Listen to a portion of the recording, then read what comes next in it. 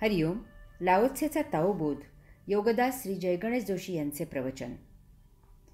स्थिरबुद्धी. Laozi सांगतो की जो दृढमती आहे त्याला महान इच्छाशक्ती आहे. दृढमती म्हणजे ठाम निश्चयी स्वभावाचा आणि बुद्धीचा मनुष्य. एकदा जे ठरवले तेच शेवटपर्यंत तडीस नेणारा, आपण जे ठरवले तेच ठामपणे करणारा मनुष्य म्हणजे दृढबुद्धी असलेला मनुष्य. असे लोक त्यांनी दिलेल्या शब्दाला पक्के असतात. त्यांच्यात धरसोडपणा नसतो.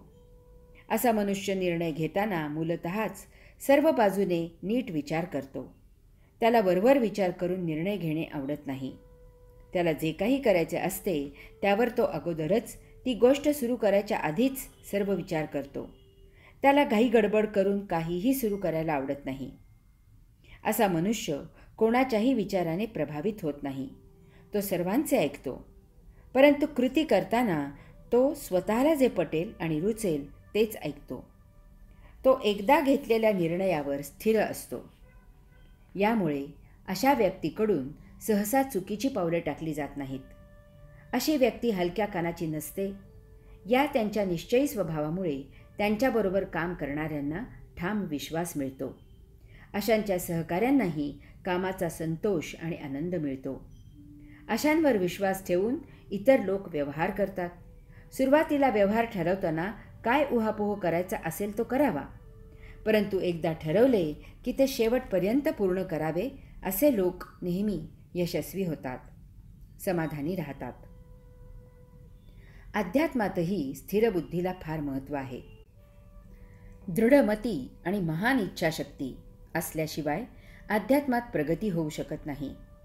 एकदा ज्यावर विश्वास ठेवला तेथेच साधना आणि उपासना करण्याला अध्यात्मात फार महत्त्व आहे. सुरुवातीला एकदाच गुरुशोधन करायला काय तो भरपूर वेळ घ्यावा.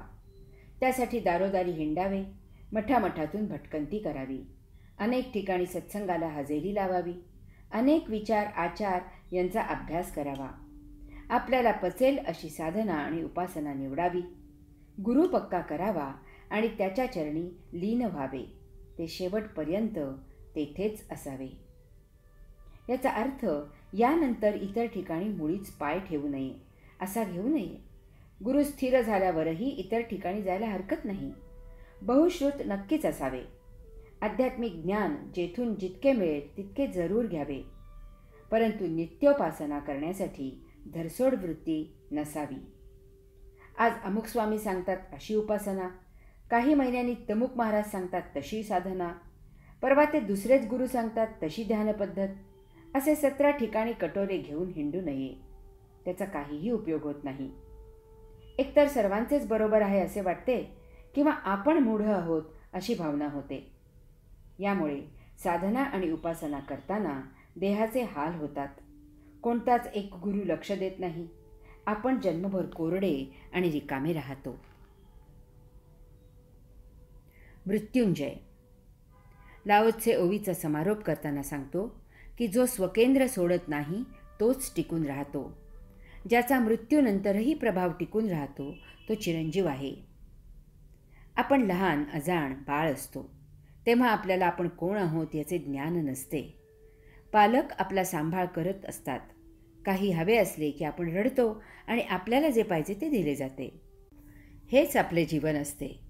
मनमुराद खेळायचे, खिंदळायचे, काही हवे असेल तर रडायचे, मिळाले की हसायचे, झोपा काढायच्या. असा छान कार्यक्रम सुरू असतो. परंतु हळूहळू आपण मोठे होतो आणि वस्तू जगताचे उपभोग घेऊ लागलो की आपल्याला देहादी इंद्रियांचे भान येते. ते इतके पराकोटीला जाते की आपण देह आहोत आणि देहाचे चोचले पुरवणे म्हणजे जीवन अशी आपली समजूत होते. देह जीवित ठेवण्यासाठी जगायचे असते अशीच आपली समजूत होते. यातच भर म्हणून आपले पालक पारंपरिक रीतिरिवाज आपल्याला शिकवतात. त्यावर आपण कधीही विचारही करत नाही की ते जे सांगत आहेत ते तसे का करायचे असते. कोणी विचारले तर त्याला पालकांकडून प्रश्न विचारू दिला जात नाही.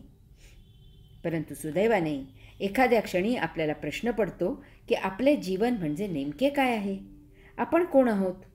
तसा विचार केला की आपल्याला आपल्या पालकांपेक्षा कोणीतरी वेगळा आपल्या शाळा कॉलेजपेक्षा कोणीतरी निराळा गुरु अध्यात्मावरील पुस्तके आपल्या शंकांचे उत्तर देतात.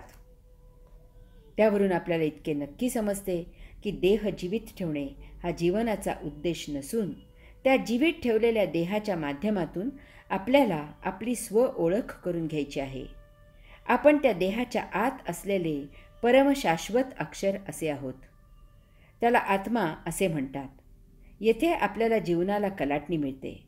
आपण स्वकेंद्रित होतो. आता योग गुरूंकडून बराच काही उलगडा होतो. आपण येथे जन्म घेतला तेव्हा आपण एक केवळ स्पंदन होतो.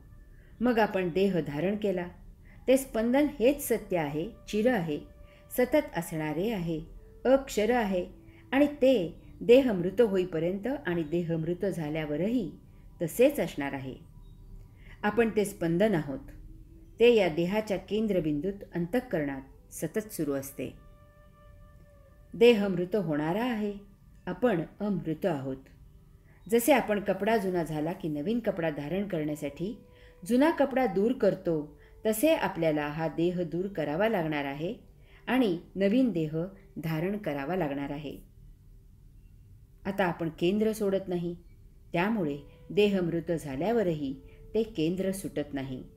कारण जुना देह दूर झाला की आपण देहातून मोकळे होतो आणि आपण विश्वाच्या केंद्रस्थानी नवीन देह धारण करीपर्यंत विराजित होतो. आपण मृत्युंजय होतो. हरि ओम.